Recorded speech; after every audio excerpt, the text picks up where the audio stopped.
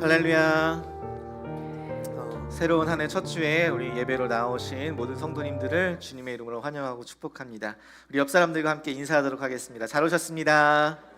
네, 반갑습니다. 특별히 이렇게 인사했으면 좋겠습니다. 올 한 해 말씀을 배웁시다. 말씀의 은혜를 누립시다. 오늘 특별히 올 한 해 배움의 공동체로 말씀을 배우는 것에 집중할 텐데 이 말씀의 은혜를 누리는 저희 모두가 되었으면 좋겠습니다. 함께 교회 소식 나누도록 하겠습니다. 오늘 강단에 꽂힌 심석기 집사님 가정에서 드렸습니다. 귀한 헌화의 섬김에 감사를 드립니다. 특별히 새로운 2024년에 저희가 지난번에 이미 11월부터 광고한 대로 집사님들을 새롭게 임명하게 되었습니다. 강유한 집사님 새가족부, 그다음에 김순희 집사님 친교 봉사부, 박노철 집사님 관리부, 박현민 집사님 교육부, 서하늘 집사님 전도 선교부, 손명희 집사님 예배부, 그다음에 샘리 집사님 영어부, 이렇게 7분의 집사님들을 세우게 되었는데요. 우리 집사님들이 사역을 잘 하실 수 있도록, 맡겨진 역할 충성되게 잘 감당할 수 있도록 우리 성도님들 함께 도와주시고 참여해 주시기를 부탁드립니다. 2024년 기도 제목, 가정별로 기도 제목을 작성하여서 본당 입구에 있는 기도함에 제출해 주시기를 부탁드립니다.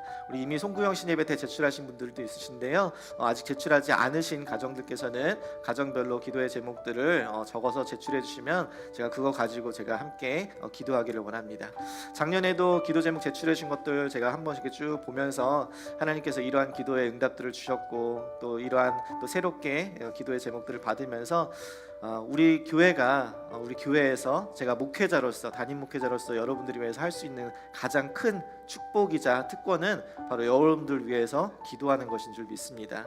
자, 여러분들의 기도 제목들 잘 작성해 주시면 제가 그 기도 제목 가지고 꼭 기도할 거니까요. 여러분들 기도 제목 가정별로 꼭 제출해 주시기를 바랍니다.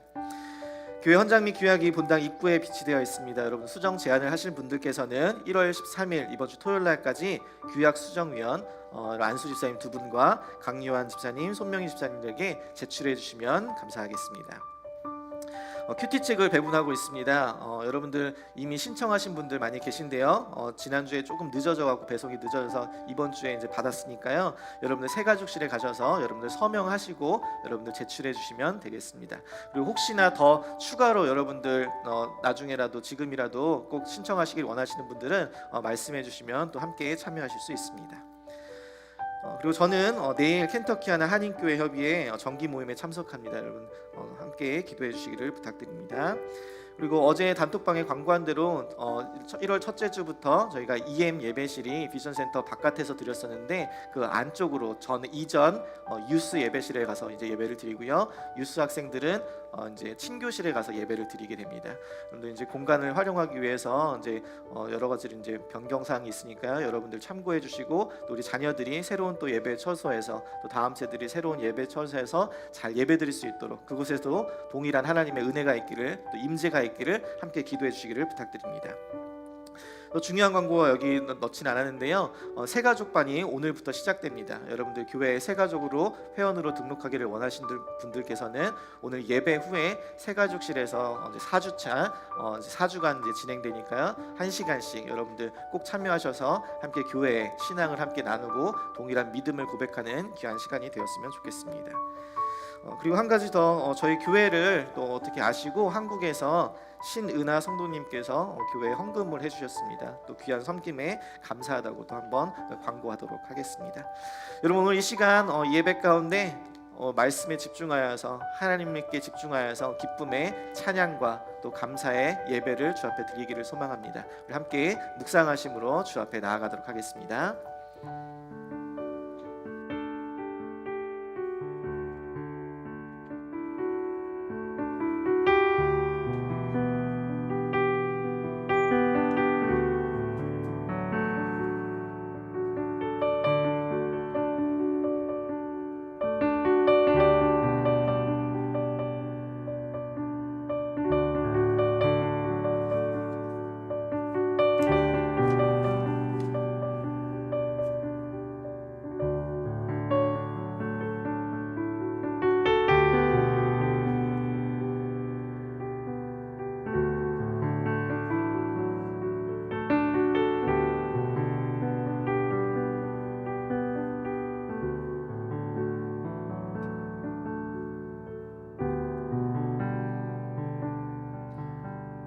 할렐루야. 네, 오늘도 주일 전에 나오신 우리 성도님들 예수님의 이름으로 축복합니다. 우리 옆에 계신 분한테 한번 이렇게 인사해 볼까요? 새해 주님의 복 많이 받으세요.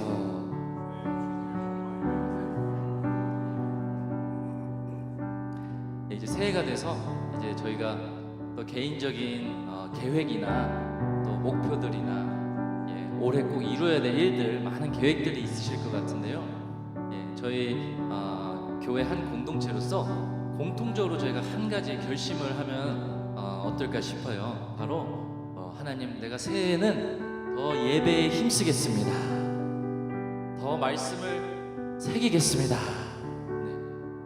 그러한 결심으로 우리가 하나님께 예배에 힘쓰고 더 하나님을 더 찬양하고 간구할 때에 하나님께서 우리와 함께 하실 줄 믿습니다.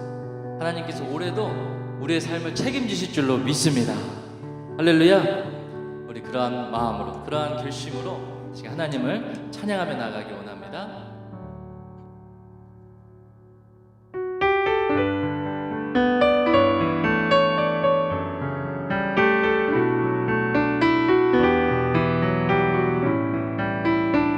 내 평생 사는 동안 내 평생 사는 동안 주 찬양하리. 여호와 하나님 내 주를 찬양하리. 주님을 묵상하니 즐겁도다. 내 영혼 주 안에서 잠기. 우리 한 번 더 고백할까요? 내 평생 내 평생 사는 동안 주 찬양하리. 여호와 하나님 내 주를 찬양하리. 주님을 묵상하며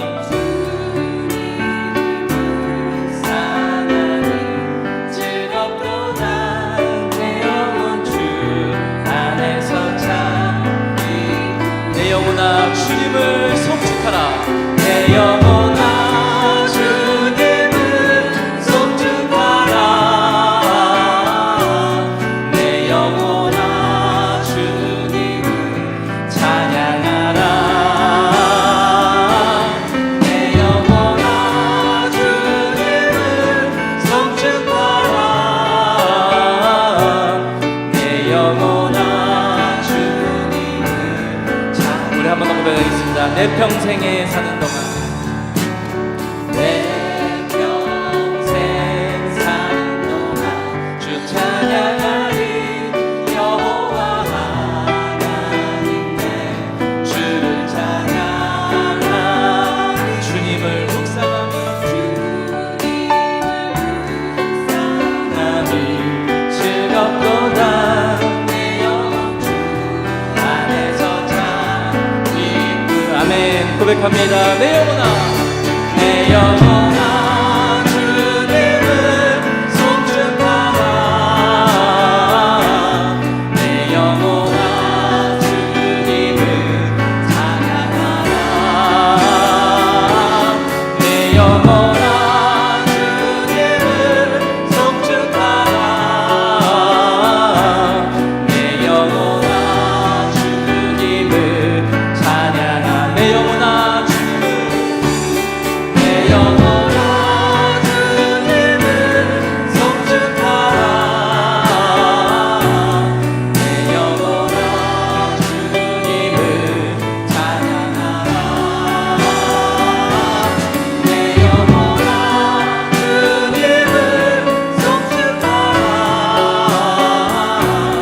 내 영혼아 우리 두 손 들고 한번 찬양해 볼까요? 내 영혼아 주님을 송축하라. 내 영혼아 주님을 송축하라. 내 영혼아 주님을 찬양하라. 내 영혼아 주님을 송축하라.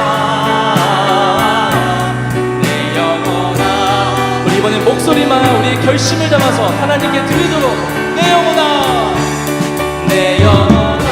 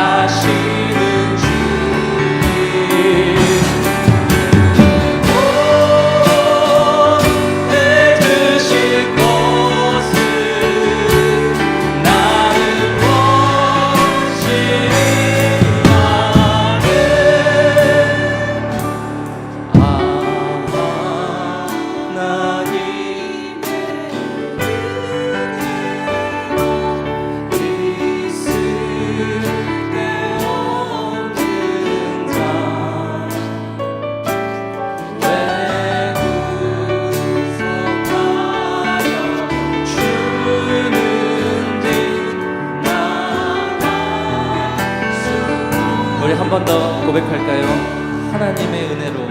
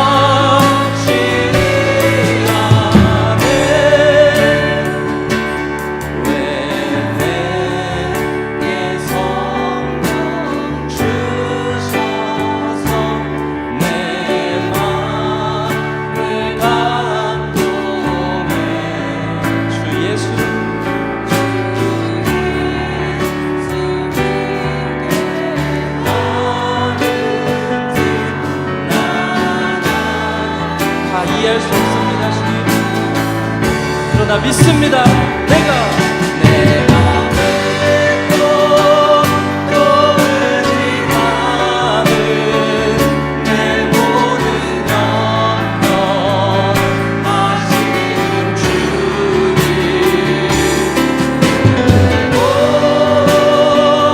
해주실 것을 나는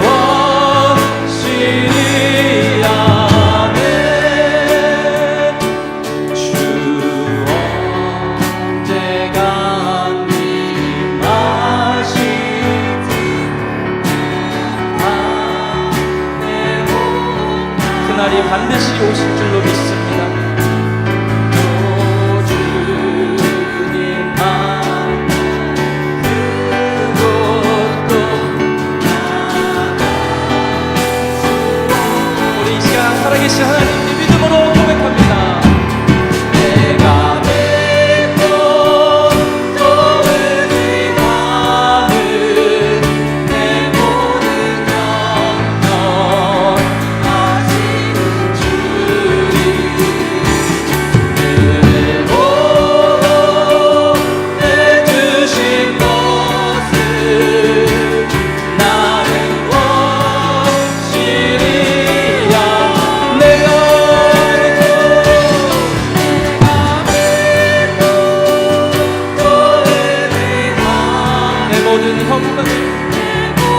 우리 주님이 다 알고 계십니다.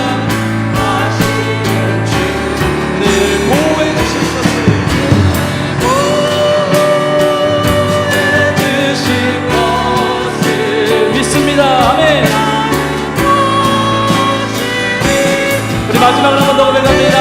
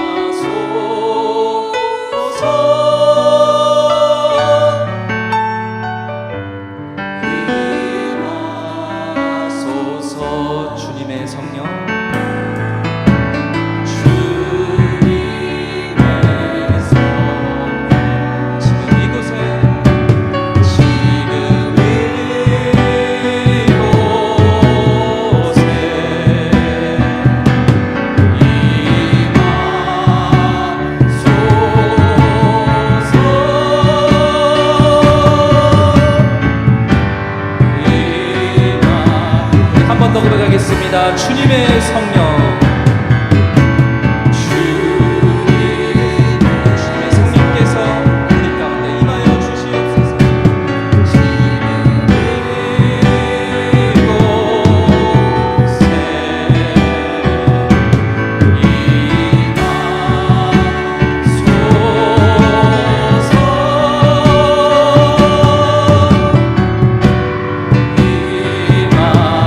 우리 성령 하나님께 고백합니다. 할렐루야 할렐루야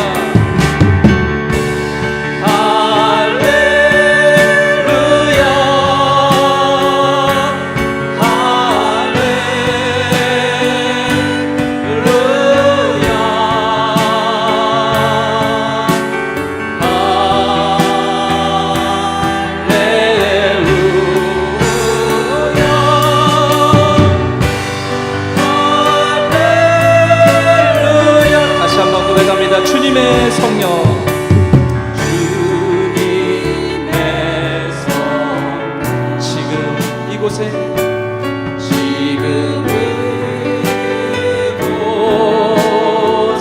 우리 가운데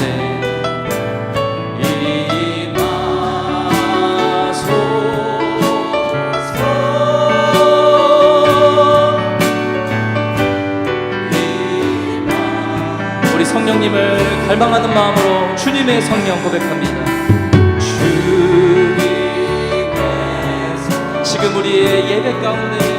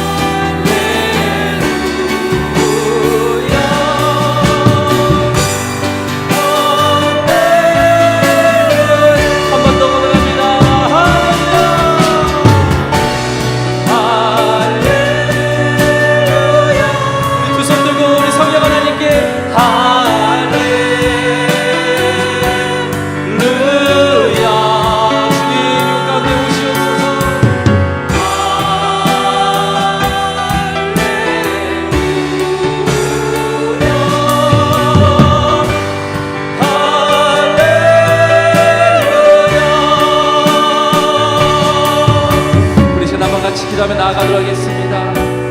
그렇습니다. 주님, 우리가 주님 앞에 나온 것이 아니라 하나님께서 우리를 이곳에 부르신 줄로 믿습니다. 하나님께서 오늘 나에게 내 인생 가운데 하시고자 하는 말씀이 있으셔서 우리의 예배를 받으시고자 우리를 불러주신 줄로 믿습니다. 하나님 아버지 하나님, 시간 우리의 예배를 받아주시고 우리의 마음을 받아주시고 우리의 심령을 받아주셔서 오늘 주님 만나고 돌아가는 은혜의 시간이 되게 하여 주시옵소서. 이 시간 말씀 전하실 우리 담임 목사님 성령의 충만함과 은혜 주셔서 하나님의 말씀을 믿음으로 선포하시는 데에 부족함이 없도록 주께서 함께 역사하여 주시옵소서. 우리의 마음을 열어주시고 겸손하고 낮아진 마음으로 하나님의 말씀을 아멘하고 들을 수 있도록, 그리고 가슴 새기고 돌아갈 수 있도록 주께서 함께하여 주옵소서. 이런 마음으로 함께 같이 합심하여 통성으로 기도하며 나가도록 하겠습니다. 기도합니다. 하나님 아버지 하나님 감사합니다. 주님, 저희도 주님 앞에 불러주시고 하나님 이렇게 하나님께 예배할 수 있음에 감사합니다. 2014년 올해 첫 예배를 주님 앞에 올려드립니다. 하나님 우리의 예배를 기쁘게 받아주시고 주의 성령께서 이곳에 임재하여 주셔서 하나님 받으시는 예배가 되게 하여 주시고 살아계신 주님 만나고 돌아가는 은혜의 시간이 되게 하여 주시옵소서. 이 시간 말씀 주셔서 담임 목사님을 들어주시고 성령의 충만함과 은혜 주셔서 하나님의 말씀을 배워나신 데에 부족함이 없도록 주여 역사하여 주시고 인도하여 주시옵소서. 우리의 마음을 열어주시고 겸손하고 낮은 마음으로 하나님의 말씀을 듣고 돌아갈 수 있도록 주께서 함께하여 주시고 은혜를 베풀어 주시옵소서.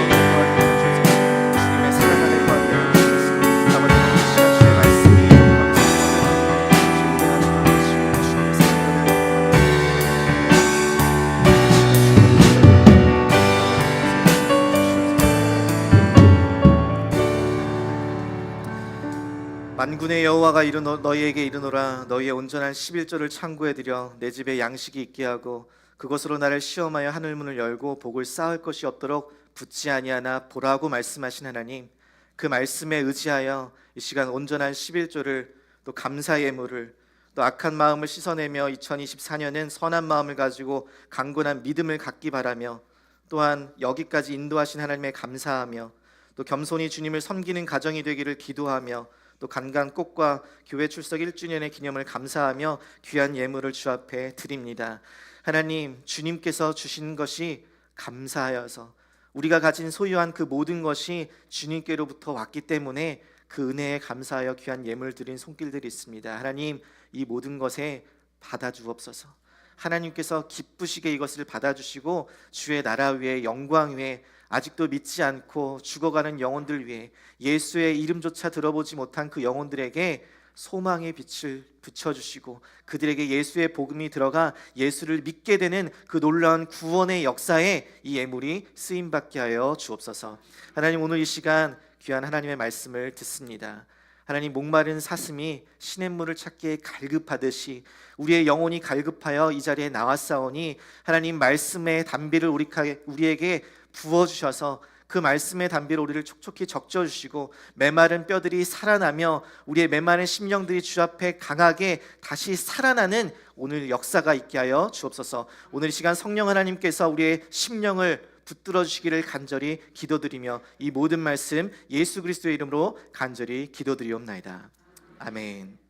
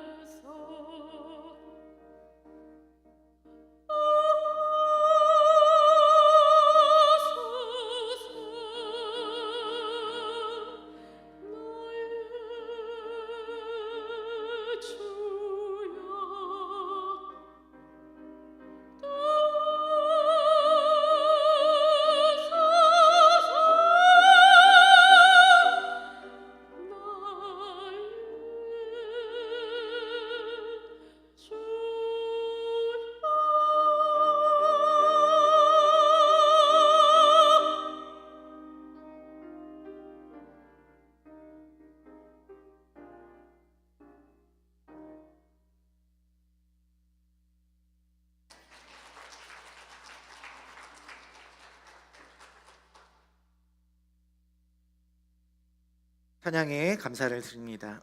오늘 새롭게 방문하신 분이 있어서 잠시 소개합니다. 지난주에 방문하셨는데 소개를 못 드렸는데요. 오미애 성도님, 장성철 성도님 잠시 일어나시면 소개해드리도록 하겠습니다. 네, 반갑습니다. 환영합니다. 그리고 세미너리에 새롭게 입학하신 분이신데요. 성일교회에서 부목사로 섬기셨던 오권호 목사님, 배우자 손태련 사모님 잠시 일어나시면 환영해드리도록 하겠습니다. 네, 반갑습니다. 환영합니다. 네, 이어서 저희 교회 이제 유치부 이전에 유치부 이제 4살부터 들어가게 되는데 0세부터 3세까지 영유아부가 우리 아이들이 너무 많이 자라게 되어서 이제 많아져서 저희가 그 영유아부실도 이제 옮기게 되었고요. 새롭게 리모델링도 하고 또 이제 새롭게 담당 교사를 임명하여서 운영을 하려고 합니다. 그래서 우리 강요한 집사님 아내 되시는 우리 이한나 성도님을 담당 교사로 세워서 저희가 오늘 임명하는 시간을 잠시 갖도록 하겠습니다. 네, 안나 성도님 잠시 올라와주시고요. 새롭게 우리 영유아부 이렇게 맡게 돼서 우리 영유아부 아이들 잘 양육하고 또 말씀으로 가르치게 될 텐데 우리 안나 성도님 위해서 함께 또 축하하고 임명하며 또 기도하는 시간 갖겠습니다. 교사 임명서 2024년 1호 이름 이안나. 위 사람은 교회의 머리 대신 주 예수 그리스도의 부르심을 따라 주님의 몸된 교회를 위하여 영광스러운 사역을 신실하게 감당할 루이빌 우리 교회의 영유아부 교사로 임명합니다. 주 2024년 1월 7일 담임 목사 박민우. 잠시 기도하도록 하겠습니다. 사랑의 하나님, 참으로 감사합니다. 우리의 귀한 어린 자녀들이 많이 자라게 되고 또 교회 안에서 자라게 하는 은혜를 주시니 감사합니다. 특별히 우리 영유아부 학생들이 아이들이 많이 생기게 됨에 따라서 우리 이한나 성도님을 저희 영유아부의 교사로 임명합니다. 우리 이한나 성도님이 어린 자녀들을 하나님 아버지의 마음을 품고 그들을 품게 하시고 돌보게 하시고 말씀 안에서 잘 자랄 수 있도록 주님께서 도와주옵소서. 그리고 우리 온 교회가 함께 자원하며 또 지원하며 우리 영유아부리 어려서부터 하나님을 사랑하고 말씀을 즐거워하고 말씀을 경외하는 귀한 자녀들로 자랄 수 있도록 함께 기도하며 중보하며 함께하는 우리 모든 교회가 될 수 있도록 인도하여 주옵소서. 감사드리며 예수님의 이름으로 기도드립니다. 아멘. 네, 감사합니다.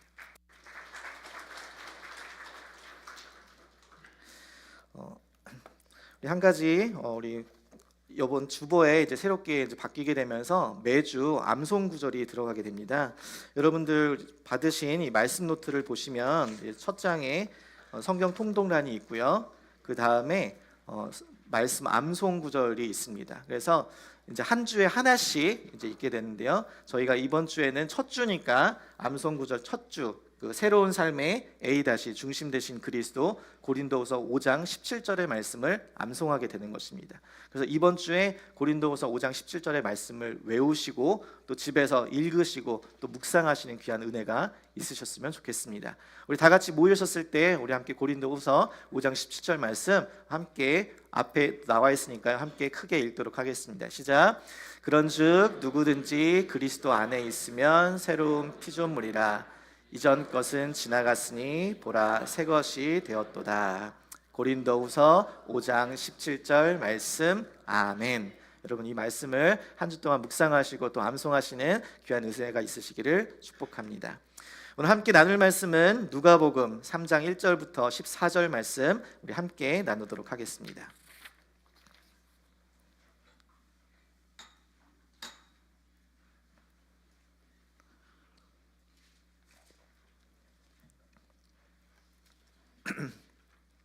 누가복음 3장 1절에서 14절 말씀 신약성경 91페이지입니다.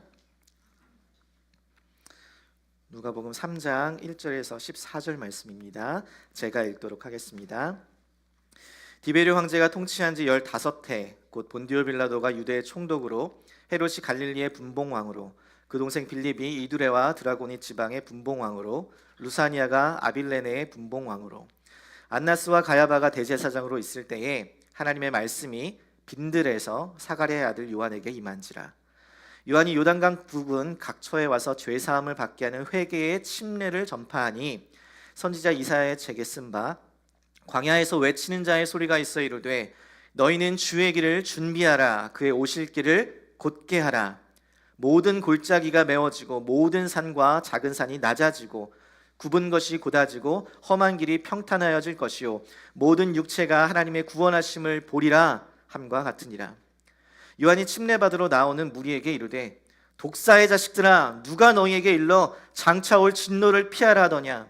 그러므로 회개에 합당한 열매를 맺고 속으로 아브라함이 우리 조상이라 말하지 말라. 내가 너희에게 이르노니 하나님이 능히 이 돌들로도 아브라함의 자손이 되게 하시리라. 이미 도끼가 나무 뿌리에 놓였으니 좋은 열매 맺지 아니하는 나무마다 찍혀 불에 던지지리라. 무리가 물어 이르되 그러면 우리가 무엇을 하리이까?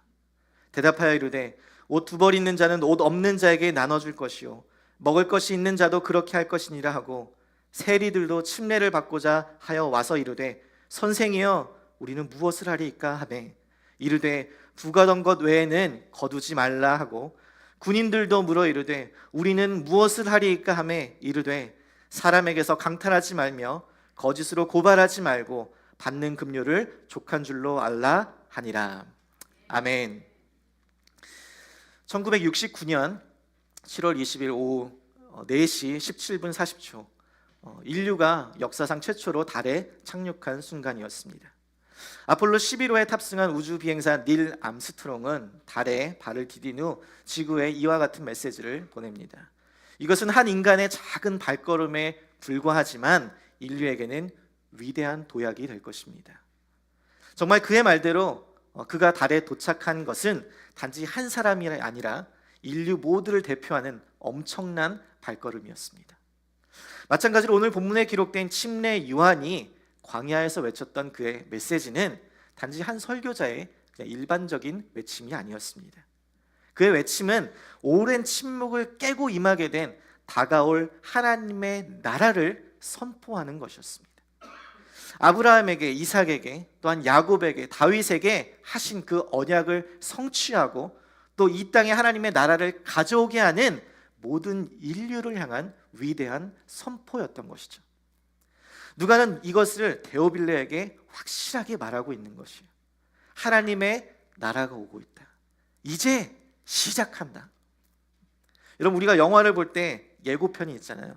예고편을 보면 전부 다 보여주지 않고 장면 한 장면 일부만을 보여주고서 궁금하게 하고 그 다음에 영화를 볼 준비를 하게 합니다. 그리고 그 예고편의 맨 마지막에 항상 나오는 게 있어요. 그게 뭐예요? Coming soon. 곧 온다. 여러분, 우리 오늘 우리가 나누게 될 요한의 메시지도 이와 같습니다. 예수 그리스도에 대한 예고편이에요. 그가 오신다. 메시아가 오신다. 하나님의 나라가 임하게 될 것이다. Coming soon이에요. 그러니까 뭐 해라? 준비하라.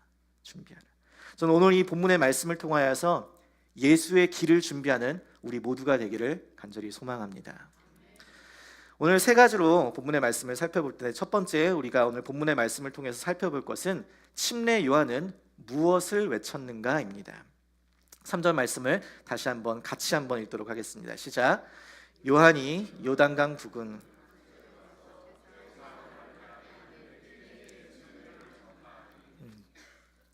침례 요한의 설교, 그의 메시지는 바로 침례에 관한 것이었습니다. 성경은 이 침례 요한이 전파하였던 이 침례를 뭐라고 하냐면 죄사함을 받게 하는 회개의 침례라고 이야기합니다. 여기서 우리는 침례에 관한 세 가지 중요한 사실들을 발견할 수 있는데, 첫 번째는 이 침례는 회개의 침례라는 것입니다. 회개의 침례.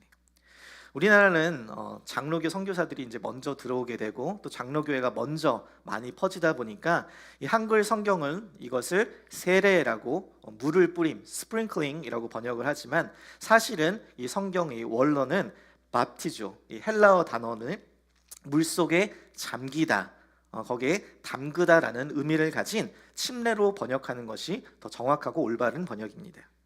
우리가 침례라고 부르는 이 물속에 잠기는 이 행위는 사실 유대인들에게 독특하거나 어떤 특별한 이상한 것도 아니었고 오히려 익숙한 것이었습니다. 유대인들은 전통적으로 부정한 사람이나 부정한 사물에 접촉하였을 때에 또는 제사장이 특별한 임무를 하기 바로 전에 정결의식을 행했었습니다. 더럽고 부정한 몸을 깨끗하게 하기 위해서 온 몸이 물에 담길 정도의 충분한 물이 필요한데, 자연적인 호수나 또는 충분한 그 물이 있는 강이 주변에 없으면 인위적으로 수조를 만들기도 했습니다. 이것이 그림에서 보이는 미크베 또는 복수형으로 미크베옷이라는 부르는 수조입니다. 나중에 이제 성전이 지어졌을 때에는 모든 사람이 거룩한 성전에 들어가기 전에 이 정결의식을 행하기 위해서 미크베에 몸을 담그고 몸과 마음을 깨끗하게 하고 그 다음에 성전에 예배를 하러 갔습니다. 이렇게 유대인들에게 익숙한 물속에 잠겼다가 나오는 이 정결의식의 행위는 이 침례 요한이 행한 침례의 모드, 방법과 의식은 비슷한데 그의 메시지는 전혀 다릅니다. 요한이 전파하는 침례는 회개의 침례예요. 너희는 회개하면 이 침례를 받으라라는 것이에요. 물속에 들어갔다 나옴으로 우리가 이 더러움을 정결하게 하는 이 침례의 행위는 눈으로 보이는 바깥으로 드러나는 것입니다. 그래서 여러분, 우리가 침례를 받을 때에 공적인 자리에서 나는 예수님을 나의 주인이요 구세주로 영접합니다, 나는 이제 내 평생에 주님만을 따르겠습니다 라고 선포하는 것, 자신의 믿음과 신앙을. 여러분, 집에서 혼자 샤워기 틀고 욕조에서 따뜻한 물속에서 자쿠지에서 푹 잠겨있는 거, 이거 침례예요 아니에요? 왜 고민하고 계시는 거예요? 이런 건 침례 아니에요. 공적인 자리에서 성도들의 모임, 믿음의 공동체 앞에서 눈으로 보여주는, 바깥으로 드러나는 것, 그것이 바로 outward testimony, 이 고백과 간증이 바로 침례입니다. 자, 그럼 두 번째로 침례에서 중요한 것은, 여기서 이 바깥으로 드러나는 간증이자 표현인 이 침례는 우리 안에 일어나는 내적인 회개가 전제되어야 한다는 사실입니다. 그래서 누가는 지금 이 침례 요한의 메시지가 회개의 침례라고 분명하게 이야기하고 있는 것입니다. 회개를 하는 자만이 받을 수 있는 것이 침례라는 것이에요. 이어서 7절부터 하는 이야기가 바로 그 이야기입니다. 독사의 자식들아, 누가 너희에게 장차올 진노를 피하라더냐? 너희가 어떻게 여기로 오냐? 너희가 도대체 무슨 낯짝으로 여기에 와서 침례를 받으려고 하느냐? 속으로 아브라함의 조상이라고 말하지 말라. 하나님이 능히 이 돌들로도 아브라함의 자손을 삼을 수 있다 이거예요. 너희 부모님이 크리스천이라고? 그래서 뭐? 너희들이 오랫동안 교회 다녔다고? 그래서 뭐? 너희들이 교회에서 오랫동안 봉사하고 헌금 많이 했다고? 그래서 뭐? So what? 겉으로는 거룩한 척, 겉으로는 경건한 척 하지 말고 그 마음에 진정한 삶의 회개가 없다면, 옛날의 모습 그대로 살 거라면 그냥 돌아가라 이거예요. 여기 오지 말고 집으로 돌아가라. 회개하지 않을 거면 그냥 가라라는 것이에요. 여러분, 침례 요한이 말하는 것은 그냥 물속에 들어갔다 나오는, 눈으로 보이는, 겉으로 드러나는 이 종교 의식, 정결 의식이 아니라 그 마음에 진정한 내적인 변화, 그 회개가 전제되어야 한다는 사실이에요.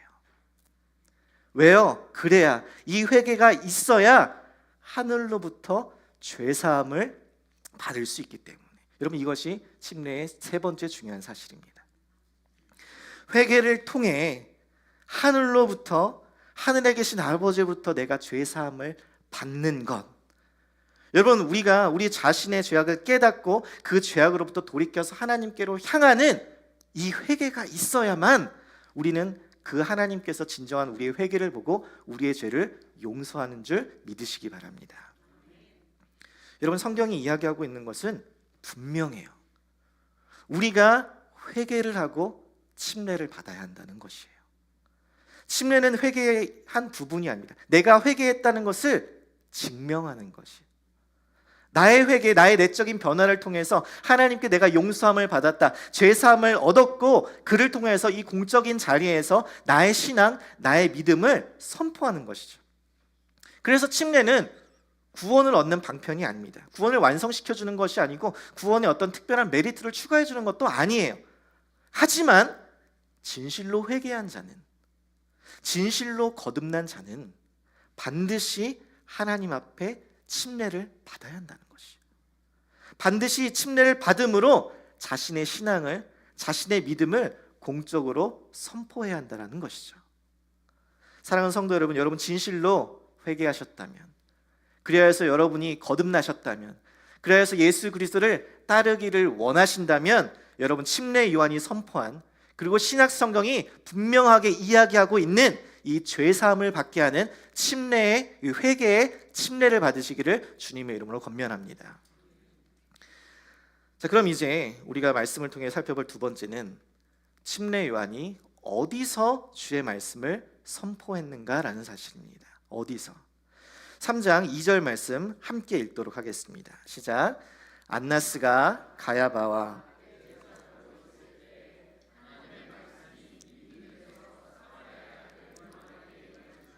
아멘. 여러분, 침례 요한은 빈들에서 하나님의 말씀을 받았고 요단강 근처에 와서 하나님의 말씀을 선포했습니다. 이스라엘에 가면 이 성전이 있는 예루살렘은 산 위에 있습니다. 그래서 성경에 보면 성전에 올라가다라고 표현하죠. 산 위에 있으니까 올라간, 지리적으로 그렇게 표현하는 것입니다. 근데 이 예루살렘을 조금만 벗어나면 이 황량한 사막의 풍경이 펼쳐집니다. 특히 오늘 여기서 말하는 이 요단강 근처는 해발 고도가 낮은 이 지리적인 특성으로 인하여서 매우 건조한, 그래서 주변에 정말 아무것도 없는 황량한 사막 지역입니다. 그런데 이 하나님의 말씀은 이러한 빈들, 광야 사막 지역에 있는 침례 요한에게 임하였고, 침례 요한은 바로 이곳에서 하나님의 말씀을 선포했다라는 사실입니다. 여기서 우리는 궁금증을 가져야 하는 것이요, 왜 하나님의 말씀은 이스라엘의 중심부 예루살렘 성전이 있는 그곳이 아니라 안나스와 가야바라는 이 대제사장의 태가 아니라 빈들의 광야의 사막에 몇 마디 말만 해도 목이 타들어갈 것 같은 정말 갈증을 일으키는 그 불편한 곳, 그 외딴 곳, 아무도 없고 아무도 주목하지 않는 그 광야에 있는 요한에게 임하였고, 왜 요한은 이 광야에서 그 하나님의 말씀을 선포하였는가라는 것이에요. 아니, 교회를 개척하려면 인구가 많이 모이는 곳에 가서 설교를 하고 교회를 시작해야죠.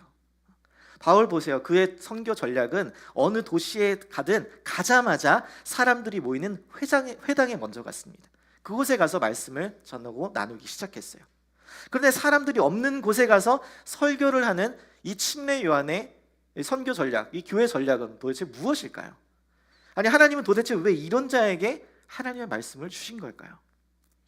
여러분, 우리가 기억해야 할 것이 구약 성경의 가장 마지막 책인 이 말라기 선지자는 이후에 400년 동안 하나님으로부터 오는 예언의 말씀이 없었습니다. 이 신구약의 중간기에 있었던 400년을 우리는 침묵기라고 부릅니다. 그리고 이제 그 침묵기를 깨고 이스라엘이 오랫동안 기다렸던 예언자, 하나님의 말씀을 대언하는 그 사람이 나타난 것이에요. 그러니까 하나님의 말씀을 받았던 이 침례 요한은 이스라엘 백성들이 오랫동안 기다렸던 응답이었습니다. 그러니까 얼마나 많은 기대가 있었을까요? 야, 드디어 하나님의 말씀이 임했다. 드디어 선지자가 나타났다. 그에게 하나님의 말씀이 임했어. 우리에게 드디어 말씀해 주실 거야 라는 그런 기대감에 사로잡혔을 것입니다. 그런데 성경은 이 침묵을 깨고 등장한 수백 년의 기다림 끝에 나타난 이 요한이 어떠한 기적을 베풀었다고 이야기하지 않습니다. 그에게는 어떠한 멋진 외모나 화려한 어떤 언변, 어떤 소셜 스킬 이런 게 전혀 없었어요. 여러분, 이 요한은 레위인으로서 제사장의 아들이었습니다. 그는 아버지가 제사장이 사가랴는 제사장이었고, 그러니까 그는 제사장의 아들로서 성전에서 봉사하며 성전에서 자랐어야 했는데, 누가복음 1장 80절에 보면 이렇게 이야기합니다. 아이가 자라며 심령이 강하여지며 이스라엘에게 나타나는 날까지 어디에 있었다고요? 빈들에 있었습니다. 빈들에, 광야에 있었어요. 광야에서 자랐다는 것이에요. 침례 요한에 대한 이야기가 마태복음에도 나오는데 거기에 보면 뭐라고 하냐면 침례 요한을 이렇게 소개합니다. 낙타 털옷을 입고 허리에 가죽띠를 메고 음식은 메뚜기와 석청을 먹으면서 광야에서 자랐대요. 여러분 한번 생각해 보세요. 상상해 보세요. 상상만 해도 마음이 어려워지잖아요.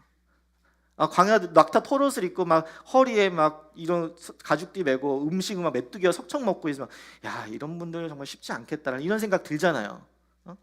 만약 제 딸이 목회자인 제 딸이 지금은 아직 어리니까 그렇지만 청소년기가 돼갖고 머리를 막 초록색, 핑크색으로 막 해갖고 막 펑키 스타일에 막 이러고 막 배꼽티 입고선 여기 허리에다가 쇠사슬 이렇게 차고 다니면 여러분 어떻게 하실 거예요? 괜찮으세요? 괜찮으시면 제가 하라고 하고. 다른 제사장의 아들이에요. 침례 요한은 성전에 있지도 않아요. 근데 집을 나갔어요. 그러면서 아무도 없는 광야에서 제사장의 가운은커녕 낙타 털옷을 입고 있지, 허리에 가죽띠 메고 메뚜기와 석청을 먹고 있는 평범한 것이 단 하나도 없는 그런 사람이었습니다. 이런 사람이 전도한다고 다가오면 마음이 상당히 어려워지고 좀 힘들어지고 만나고 싶지 않을 거 아니에요. 그의 외모, 그의 풍기는 분위기를 보면 그 사람의 설교를 듣고 싶지 않을 거 아니냐고요. 여러분, 현대 사회의 관점으로 보면 이 침례 요한은 교회 개척에 전혀 맞지 않는 목회자입니다. 부적격자예요. 그런데 성경은 이렇게 부적합한 자로 보이는 침례 요한이 가지고 있었던 것이 딱 하나 있는데 그것을 뭐라고 이야기하냐면 하나님의 말씀이라고 이야기합니다. 하나님의 말씀이 그에게 임했다는 것이에요. 빈들에 있던, 광야에 있던 정말 평범하지 않은, 보잘것없던, 아무도 관심을 가지고 있지 않던 그 요한에게 그의 말씀이 임했어요.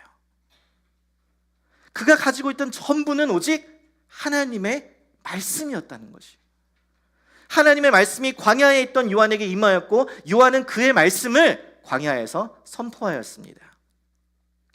그는 사람들이 듣기 좋아하는 기분 좋은 말씀을 전한 것이 아니라 침례를 받으러 나오는, 교회에 이제 내가 등록하겠습니다라고 나오는 그 무리들의 얼굴에, 그들의 면전에 그들이 가장 싫어하는 말씀, 그 가슴에 비수를 꽂는 그러한 말씀, 회개하라 독사의 자식들아, 누가 너희들어 장차올 진노를 피하라더냐라고 이야기하는 거예요. 너희가 아브라함의 자손이라고 하나님은 다 아브라함의 자손으로 만들 수 있어. 너희들이 회개하지 않으면 나무마다 도끼가 찍혀서 불에 던져질 것이다, 지옥에 떨어질 것이다 라고 이야기하는 것이에요.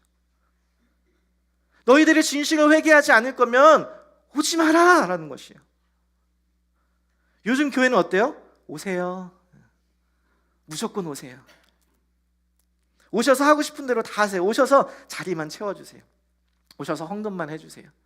오셔서 성경 공부하기 싫으면 하지 마세요. 라이프팀 소그룹 모임 나눔 하기 싫으면 하지 마세요. 부서에 들어가서 섬기만 하고 너무 힘드시죠? 안 하셔도 돼요. 괜찮아요. 식사 봉사하는 거 안 하셔도 괜찮아요. 그냥 교회만 와라? 아니요. 침례 요한은 그렇게 메시지를 전하지 않았어요. 회개하여서 돌이켜서 주를 진실로 따르는 자가 침례를 받으라고 이야기를 하고, 그렇게 예수를 믿고 영접하여 모인 성도들의 모임이 교회라고 이야기하는 것이에요. 여러분, 침례 요한은 모든 교회의 개척 전략을 뛰어넘는 단 한 가지가 있었어요. 그게 뭐예요? 하나님의 말씀이었어요. 저는 우리 교회가 살아있는 이 하나님의 말씀이 임하는 교회가 되기를 소망합니다. 저 교회 가면 점심이 진짜 맛있어. 한국 음식이 정말 끝내줘. 한 성도님이 교회에 오셨는데 그 첫 주가 추수감사절이었어요. 우리 교회 막 뷔페 음식이 막 쫙 깔려 있는데 입이 그냥 우와 하고 딱 벌어져갖고 제가 얘기했죠. 우리 교회 이 정도 클래스 아시죠? 이번 주만 그런 건 절대 얘기하지 않았죠. 저 교회 가니까 내가 친한 친구 만날 수 있어. 내가 그 사람이랑 오랫동안 교제했는데 그곳에 많으니까 너무 좋아. 이렇게 이야기도 좋죠. 그런데 저는 그 무엇보다 루이빌 우리 교회, 그 교회 가면 하나님의 말씀을 들을 수 있어. 그 교회 가면 하나님의 생명력 있는 그 능력을 말씀을 통해 경험할 수 있어. 이 소문이 나야 되는 거예요. 여러분, 식당 가려면 우선 위치가 좋아야지. 불편하고 거리가 멀고 그러면 안 가지. 여러분, 근데 진짜 안 가는 이유가 뭐예요? 맛없으면 안 가는 거예요. 교회 개척하려면 위치도 좋아야 하고 거리가 멀면 안 되지. 사람들이 잘 모일 수 있는 곳에 자유롭게 편하게 예배드릴 수 있게 해야지. 일주일에 한 번 가는데 한국밥 먹으러 교회 가는데 교회 밥이 맛이 없어. 이런 충격적인 일이 있나. 본당에 꽉 차갖고 앉을 자리도 없고 늦게 가면 부끄럽게 앞까지 그냥 사람들 눈치 보면서 막 가야 되지. 애들 공간도 없지. 막 자꾸 애들 공간이 없어갖고 자꾸 싸우면 안 가. 내가 만나고 싶지 않은 사람 있으면 안 가. 그런데 진짜 안 가는 이유가 뭐예요? 하나님의 말씀이 없으면 안 가는 거예요. 하나님의 말씀이 있으면 하나님의 말씀을 통한 은혜가 있으면, 성령님께서 역사하시면 사람들이 모이게 되는 거예요. 왜요? 이 세상에서 해결되지 않는 내 영혼의 목마름이 있기 때문에 그래요. 이스라엘 백성들 하나님의 말씀에 갈급했어요. 그래서 그들은 하나님의 말씀이 임한 그곳 광야로 나아갔던 것이에요. 불편한 곳, 사람들이 모이지 않는 곳, 그들이 사는 곳과 정반대에 떨어진 곳, 성전하고는 점점점 멀리 떨어지는 곳, 그곳인데 그곳에 가서 요한의 말씀을 들었다는 거예요. 요한의 말씀 들으러 가면 성전에 거기 갔다가 또 다시 성전 와야 되고 얼마나 많은 수고와 에너지와 희생이 들었을까요? 그런데 왜 광야에 모였어요? 그곳에 하나님의 말씀이 임하였기 때문에. 여러분, 헤롯에 의해서 지어진 멋지고 화려한 성전, 안나스와 가야발은 대제사장이 있었던 그 성전, 그 성전에는 하나님의 말씀이 임하지 않았어요. 하나님께서 말씀하시는 거예요. 그곳은 내가 말씀을 주는 곳이 아니다. 내 말은 불편함이 있는 그곳, 외떨어진 곳, 그 빈들 광야에 주었다. 사람들이 많은 그 도시에서 떨어진 곳, 로마의 지배에서 벗어난 곳, 대제사장인 성전에서 먼 곳, 수고도 많이 들고 불편한 곳, 그곳 광야이지만 여러분, 그 광야에 하나님의 말씀이 임하였다면 우리는 그 말씀을 들어 그 광야로 가야 하는 줄 믿습니다.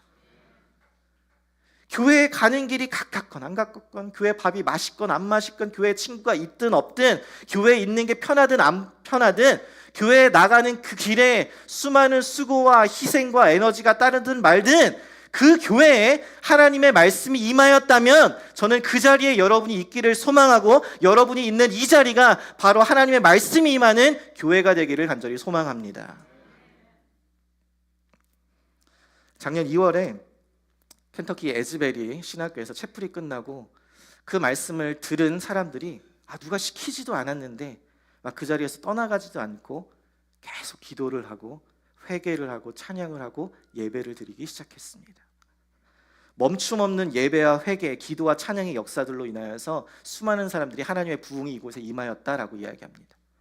그래서 미국 전역에서 수많은 사람들이 이 소식을 듣고 하나님의 역사가 있었던 이 켄터키 작은 시골 마을로 모이게 됐어요. 왜요? 어떻게요?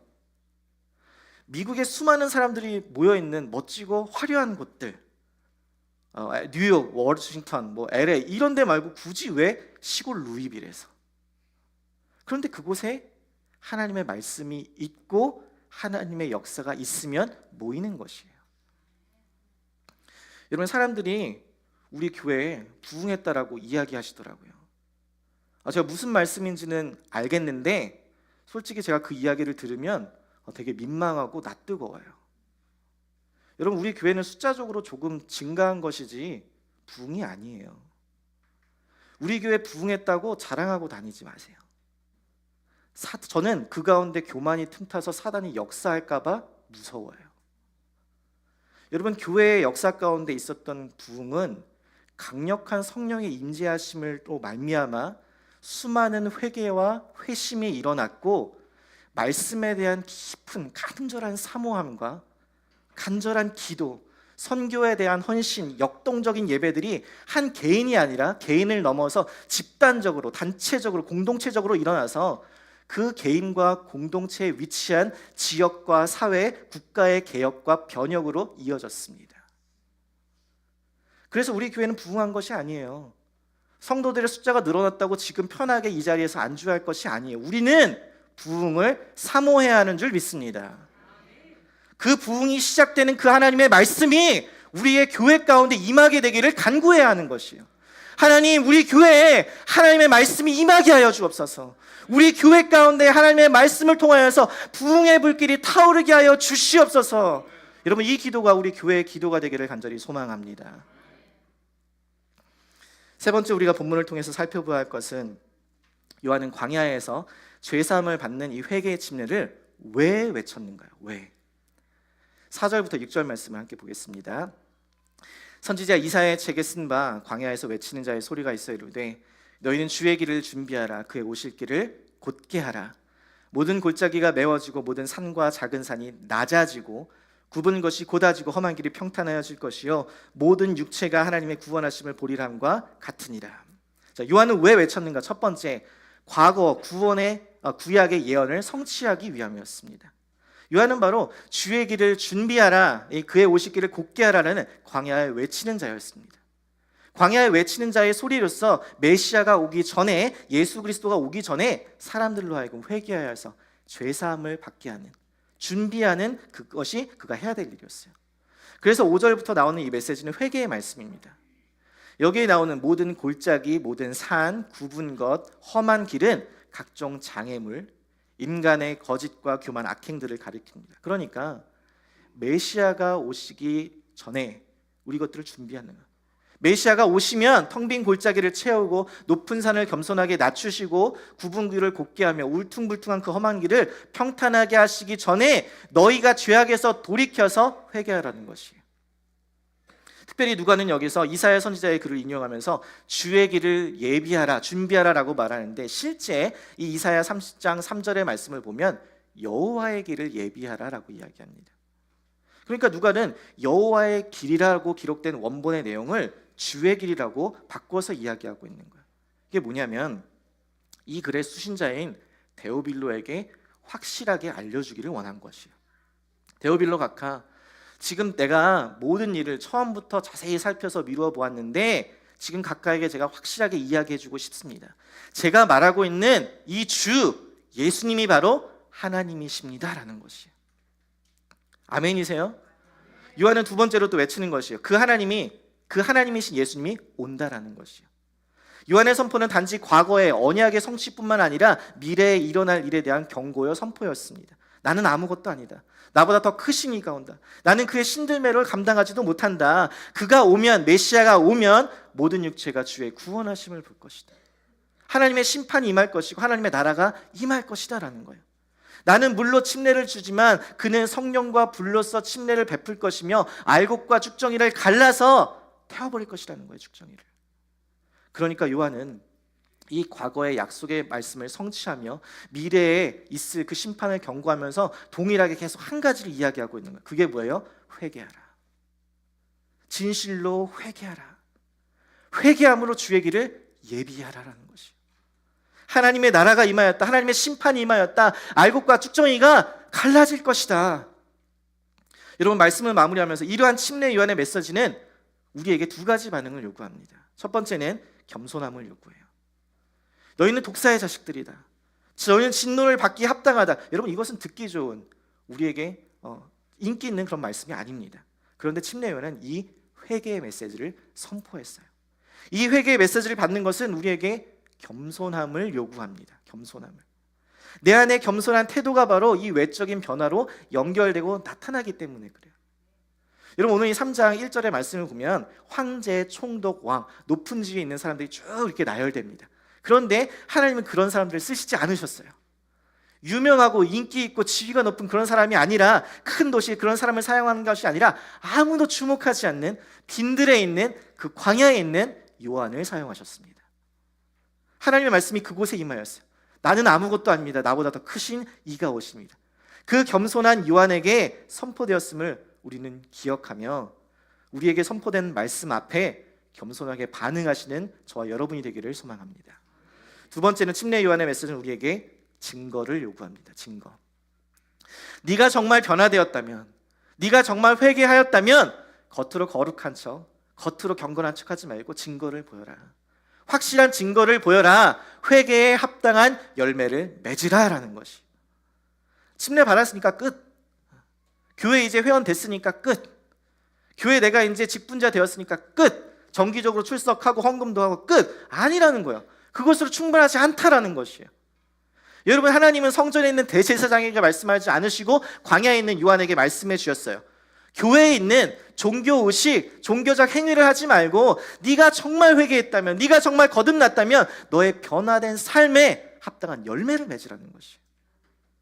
오늘 본문 10절부터 14절에 보면 요한의 이 메시지에 무리와 세리 그리고 군인들이 와서 모두 동일한 질문을 합니다. 우리가 무엇을 해야 합니까? 사도행전 2장에도 보면 베드로가 오순절에 예수 그리스도가 주되심을 선포하며 회개 메시지를 선포했을 때 사람들이 그 말씀을 듣고 와서 이야기합니다. 형제들이여, 우리가 어찌할꼬? 하나님의 말씀을 듣고 우리가 도대체 어떻게 해야 하겠습니까? 그 말씀이 나에게 찔림이 되니까 어떻게 해야겠습니까?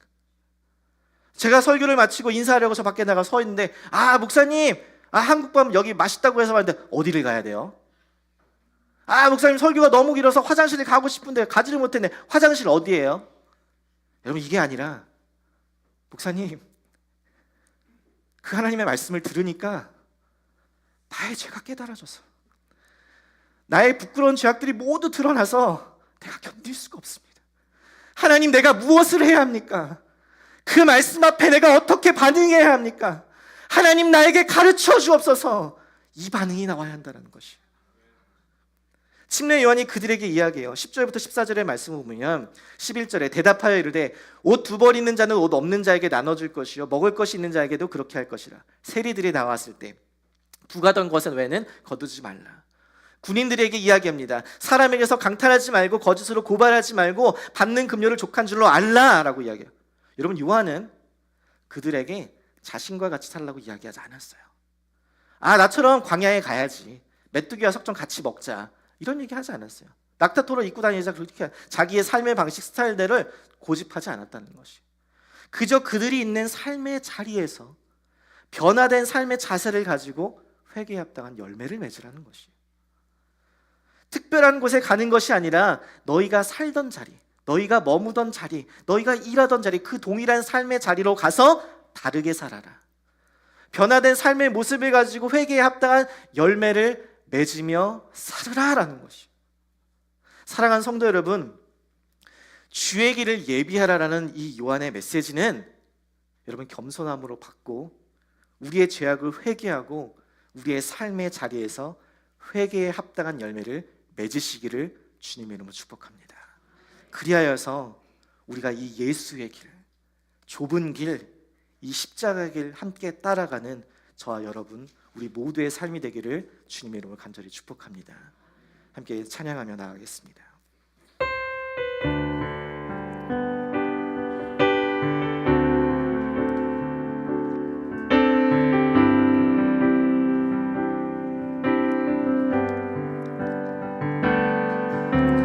내 마음에 주를 향한 사랑이 나의 말에 주가 주신 진리로 나의 눈에 주의 눈물 채워주소서.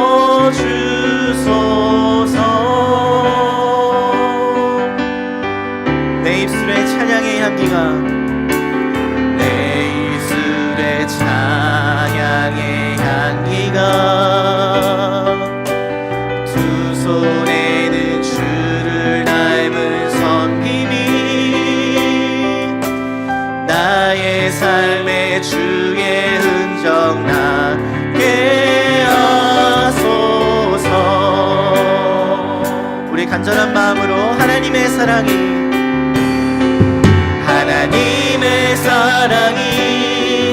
영원히 함께하리. 십자가의 길을 걷는 자에게 순교자의 삶을 사는 이에게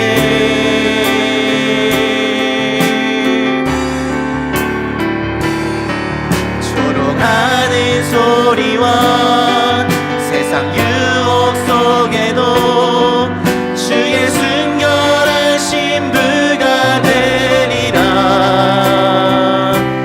내 생명 주님께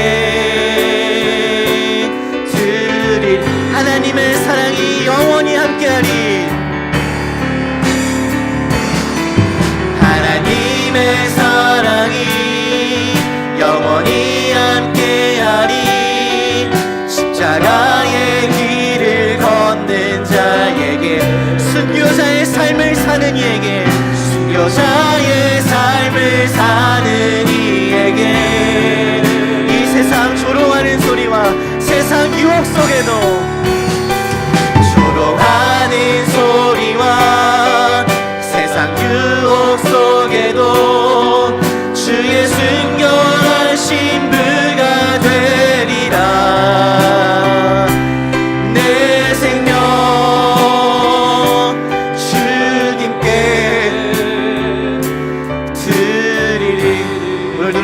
시간 함께 말씀 붙잡고 기도하며 나가기를 소망합니다. 여러분의 이 침례 요한의 메시지가 여러분에게는 어떻게 다가갔습니까? 이 하나님의 말씀이 여러분에게는 어떻게 반응하시겠습니까?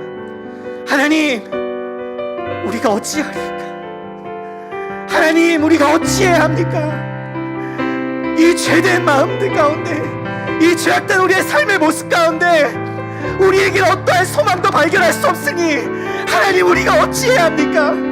우리 안에 여전한 죄악들과 교만함과 분열과 죄악들과 미움과 다툼과 시기와 질투들이 우리의 삶에, 우리의 가정과 일터 가운데, 우리의 교회 가운데 있사오니 하나님, 우리가 어찌해야 합니까? 하나님, 나를 주님의 은혜가 필요합니다. 하나님, 우리 교회 가운데 주의 도우심이 필요하옵나니 이 시간 우리가 부르시죠 하나님 앞에 반응할 때에, 우리가 겸손하게 주님을 찾을 때에 하나님의 말씀이 우리 가운데 임하게 하여 주시옵소서. 우리 이 시간 함께 부르시고 함께 기도하며 나갑니다. 오 할렐루야. 살아계신 아버지 하나님, 이 말씀 붙잡고 우리가 기도하며 나갑니다. 하나님, 우리가 어찌해야 합니까? 우리가 무엇을 회개해야 합니까? 하나님, 우리의 죄악된 모습을 회개하며 우리의 지난 날들을 회개하며 우리가 거듭나고 아버지 하나님, 그 어릿가는 길에서, 죄악된 길에서 돌이켜 옆으로 향하기를 소망합니다. 하나님, 내가 할 바를 알지 못하니 하나님 말씀하여 주실 때 그 말씀에 겸손함으로 반응하게 하여 주옵소서. 아버지 하나님, 내가 할 바를 알게 하여 주옵소서. 그 말씀 앞에 내가 깨달아 알게 하여 주시고 겸손하게 그 말씀에 반응하며 하나님, 나를 도와주옵소서.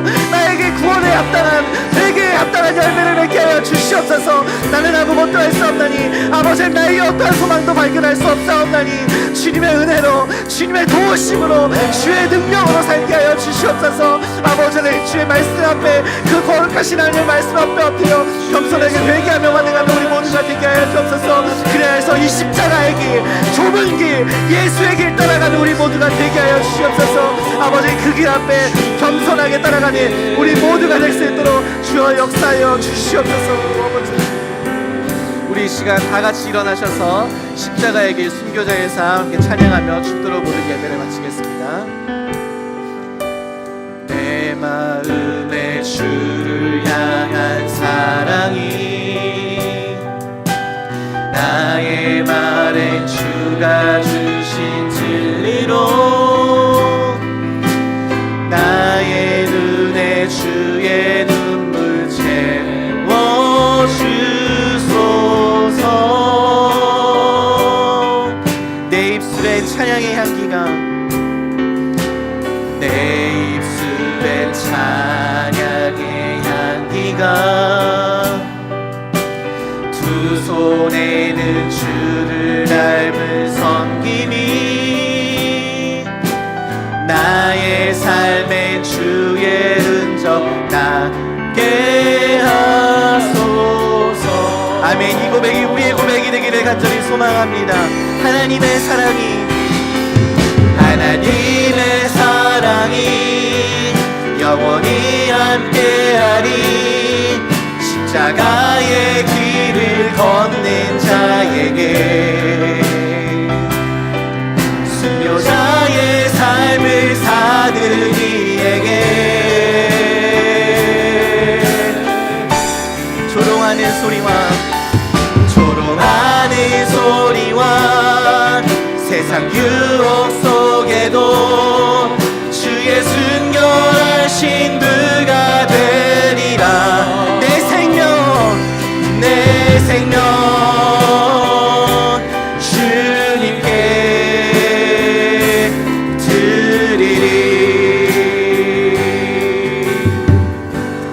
지금은 우리 구주 예수 그리스도의 은혜와 하나님 아버지의 사랑하심과 성령 하나님의 교통하심이 이 자리에 참석하여 정말 예수 그리스도를 믿고 나의 지난 삶들을 돌이키며 회개하며 죄사함을 얻고 구원을 얻고 침례를 받으며 그리하여서 예수 그리스도를 따라가기를, 그 좁은 길, 그 십자가의 길, 순교자의 삶을 살기를 소망하는 모든 믿음의 자녀들 머리 위에와 그 가정과 그 일터 위에, 그리고 사랑하는 이 믿음의 공동체 위에 지금부터 영원토록 함께 하시기를 주 예수 그리스도의 이름으로 간절히 축원하옵나이다. 아멘.